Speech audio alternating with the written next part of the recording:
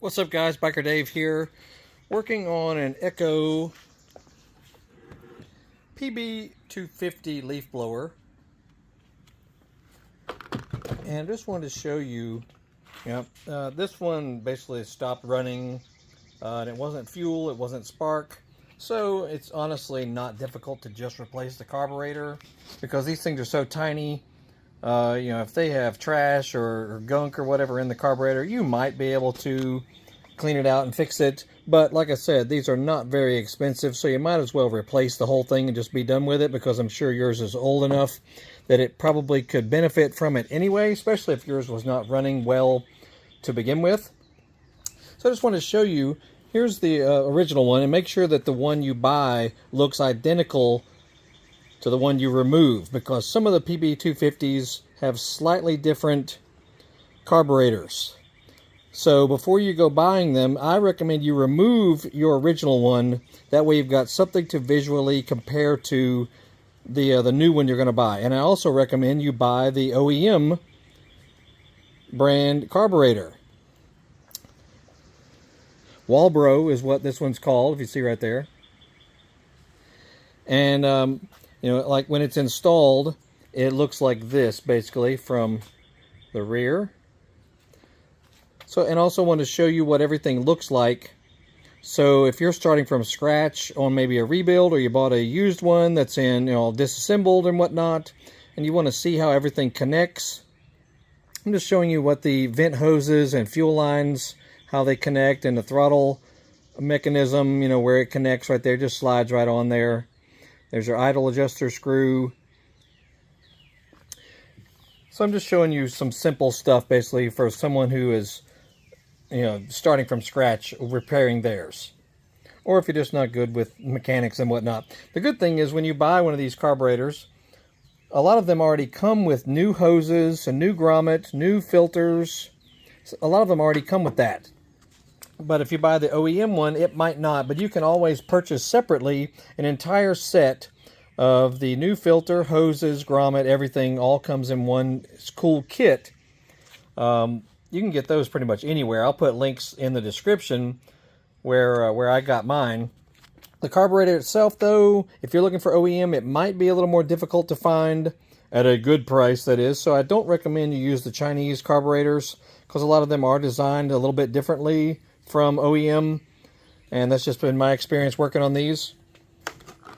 They're very easy to work on, though. That's the good thing, and it's not hard to replace this and move on. All right, let's go over it real quick with you. First thing, just take the air filter cover off with this wing nut. Move that guy. Inspect your air filter. If it looks nasty and dirty, replace it. You can get those all over the internet, as well as big box stores, Home Depot, Lowe's, and whatnot.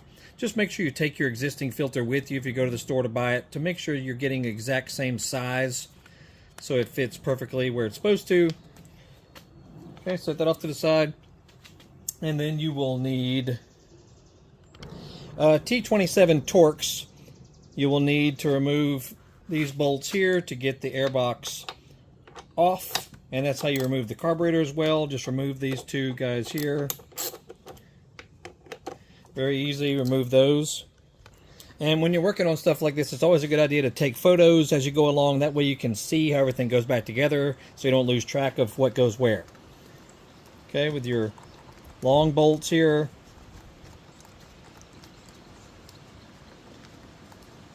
Remove these guys.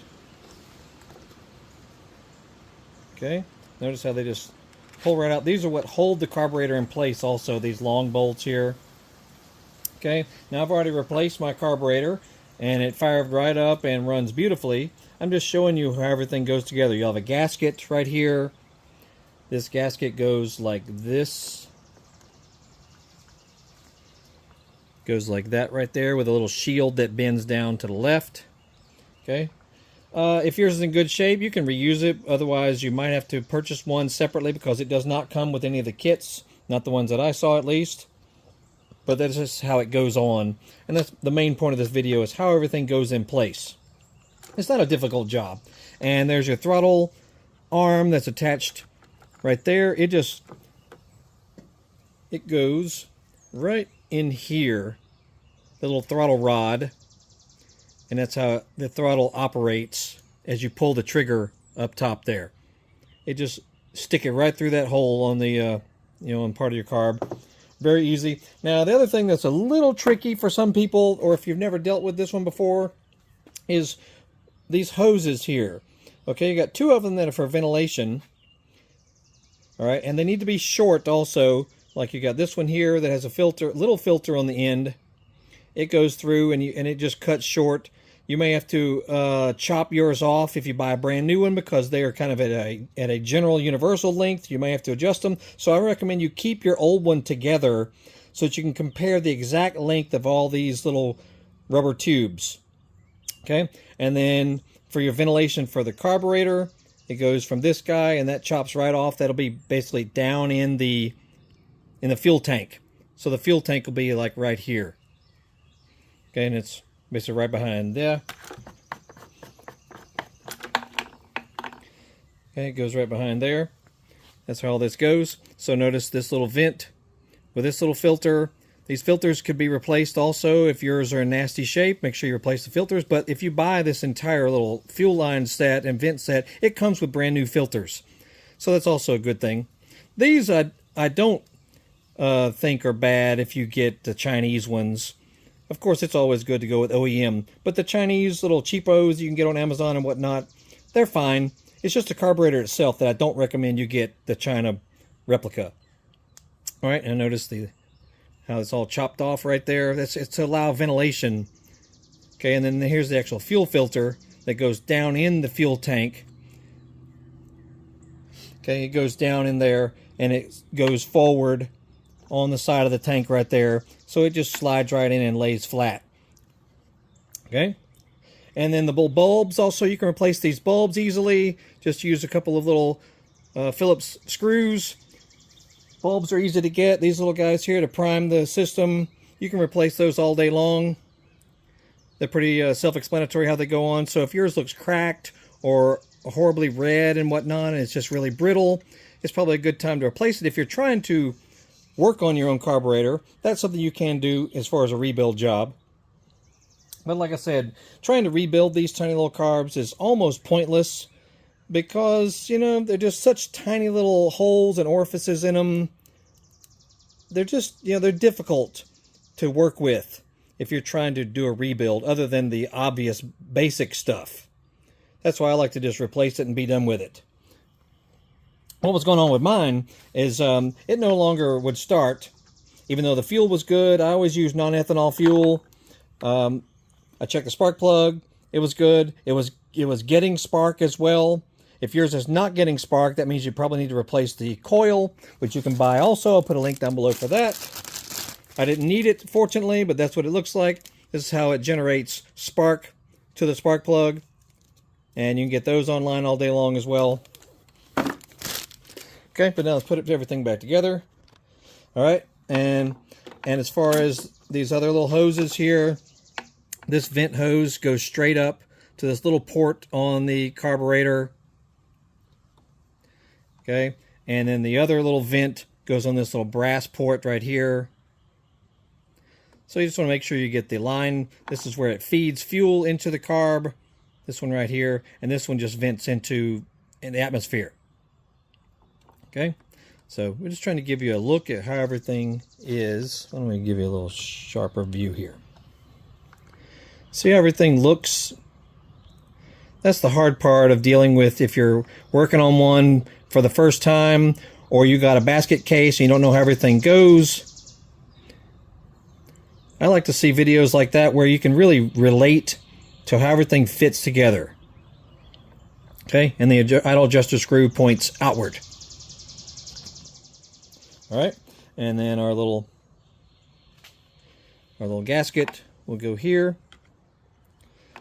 Now is a good time to attach the throttle rod, little actuator rod. You just slide it in to the hole right there. It's very obvious how it goes. Make sure that your little gasket seems to be in good condition.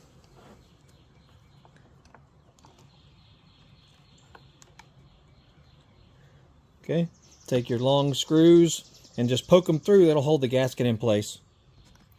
Okay, so with the air box right here, poke the bolts through, shove them through, and then poke them through the holes on the gasket.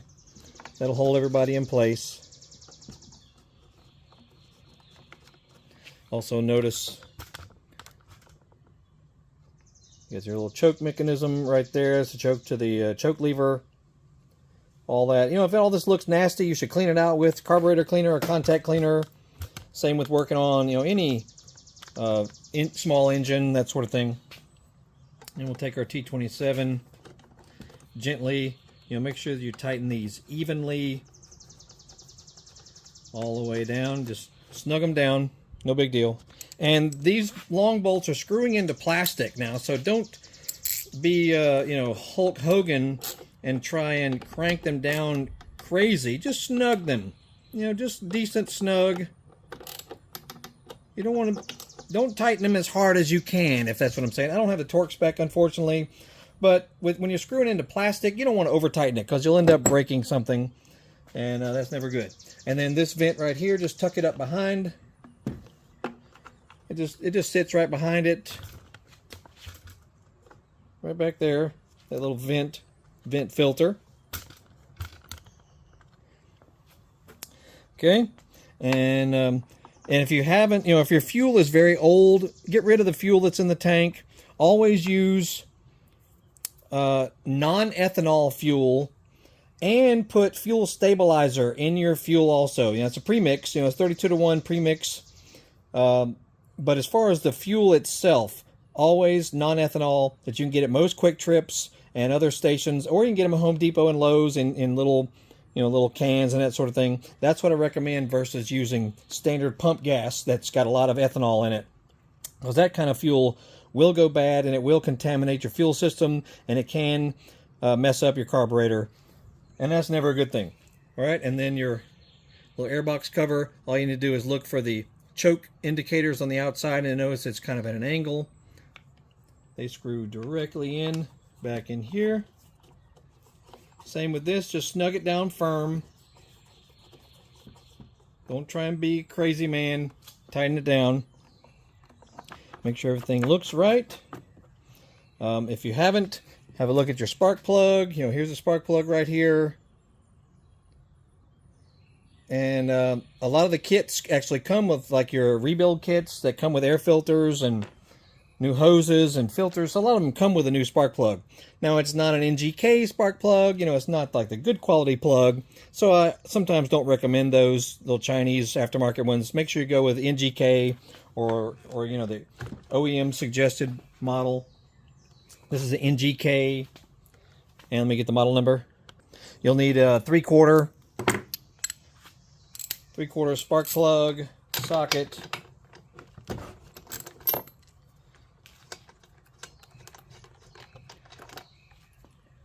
Okay, and take a look at the you know, the electrode and everything. If yours looks really black and sooty or oily, that means that, you know, you've been needing to do this for quite a while. So it's time to do a little tune-up. And you know that you can. If your engine is really old with a lot of hours on it, honestly, there's not much you can do. If yours is in really rough shape, here's let's see if I can get a BPM R8Y. BPM R8Y by NGK is the correct spark plug for this model. But you may want to take some carburetor cleaner and spray it on the top there if yours looks really nasty. And you should wipe this off as well with, you know, with a clean shop cloth. Okay. I don't have the gap spec on hand, but I'll put that down below in the description of the video. Make sure you tighten this by hand at first. Always do spark plugs by hand. And same deal, don't over tighten it, just make it good and firm. And then make sure your cap looks good on the inside. Make sure all that looks nice and clean and good. Okay, and to get it going, you know, go ahead and put your fuel in your tank. Make sure you always shake up premix fuel. use your little bulb right there to suck some fuel up in it. You'll see fuel on the little bulb, that little rubber bulb underneath there. You'll see fuel in there, and that helps get fuel started into the carburetor. And then put your choke all the way on. Okay, we'll put your choke all the way up. No throttle. Do not touch the throttle when you're first cranking it cold. A little shake, make sure everything is good. Make sure your kill switch is in the run position, which is that. Stop will be off. Forward is run. So going forward.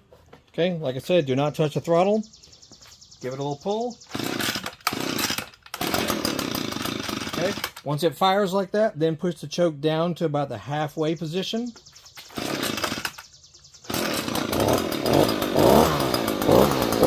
It might take a few moments for it to start to clear out, so you may have to help it run a little bit and just let it warm up.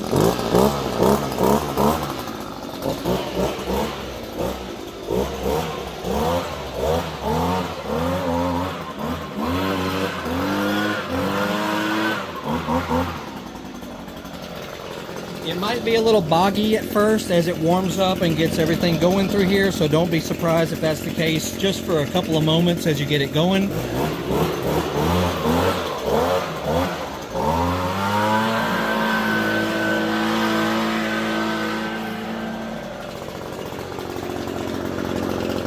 And do not shut it off quickly either. Make sure it completely warms up. You know, run it for a good 3 to 5 minutes before you turn the engine off, because it's an easy way to foul a spark plug and makes it difficult to restart. So let it run for a few moments before you shut it off. And if you have good quality fuel and a good quality premix oil mixed properly on a nice fresh carburetor, once it warms up fully, it's going to sound like this.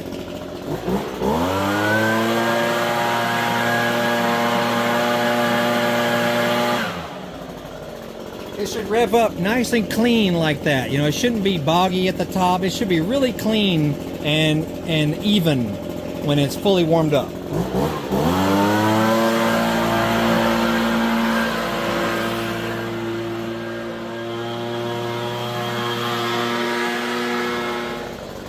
Just like this right here. All right, and when you shut her down, just pull your kill switch. To restart it, if you restart it immediately, put it back to the run position, it should fire right off. Okay? If it doesn't fire right off, you might have to put the choke in the middle position, you know, which is right here. Just put it up in the middle area. But it should fire right off if everything is good to go. You know, that's how... This thing is not new by any means. I want to say this guy is about 9, maybe 8 years old. And other than carburetor, air filter, fuel filter, the easy stuff like that, honestly, I've had no problems out of this thing whatsoever. So we got all kinds of videos on our channel. Make sure you check it out. All kinds of stuff relating to cars, dirt bikes, ATVs, motorcycles, scooters, hot rods, classic cars, motocross bikes, Harley Davidsons, sport bikes, small engines. So search through our channel and you might be surprised at the stuff you find. And if our video helped you out, or if any monetized channel helps you out, make sure you click the thanks button that's underneath the video screen and shoot a little donation. It could be for us, or it could be, you know, if it's any other monetized channel, if they help you, make sure you click the super thanks button. We all appreciate it very much. And look for our social media links in the description, as well as parts and things that I mentioned about this vehicle, this engine. You'll have a great day. We'll see you.